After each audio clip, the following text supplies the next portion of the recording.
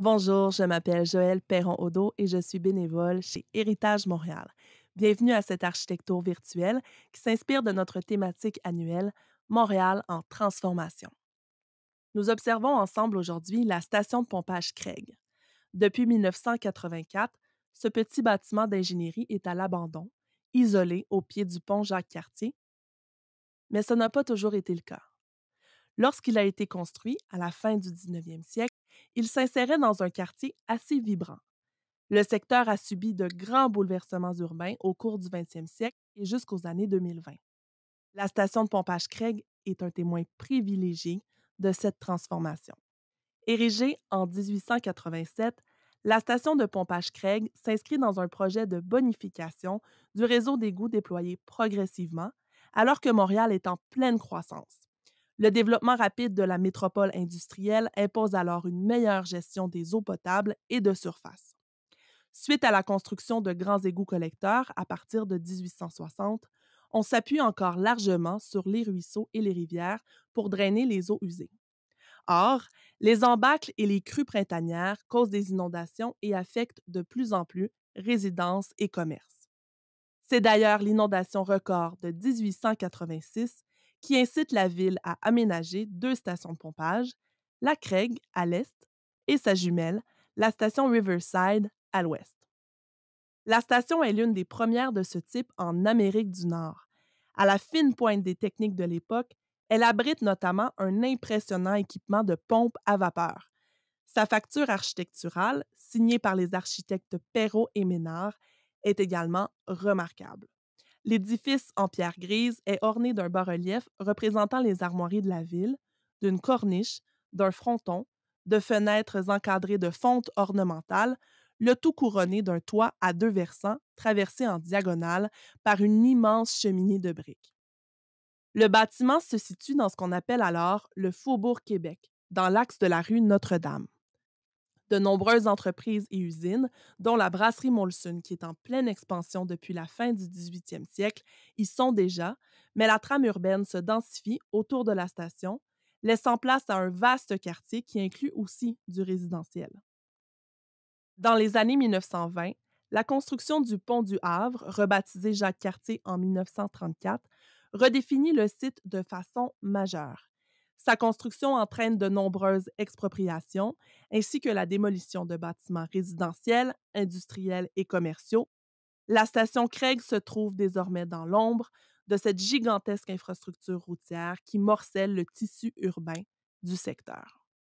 Au début des années 1950, alors que la station joue encore un rôle majeur dans le réseau hydraulique de Montréal, un projet d'envergure vient remettre en question sa pertinence. La construction de la voie maritime du Saint-Laurent et les travaux de canalisation engagés rendent obsolète la station qui cesse ses activités définitivement en 1954. Au cours des 2 décennies qui suivent, le secteur connaît de nouvelles transformations importantes. Élargissement du boulevard Dorchester, construction de l'autoroute Ville-Marie, érection de la maison de Radio-Canada et même prévision d'une autoroute Est-Ouest qui traverserait le sud du secteur. Le projet de l'élargissement de l'avenue Notre-Dame, au sud de la station, sera aussi maintes fois révisé.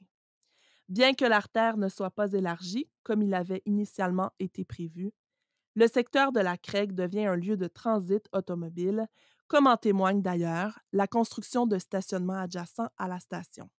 Définitivement laissée à l'abandon en 1987, la Craig est désormais isolée des résidents dans un îlot largement minéralisé.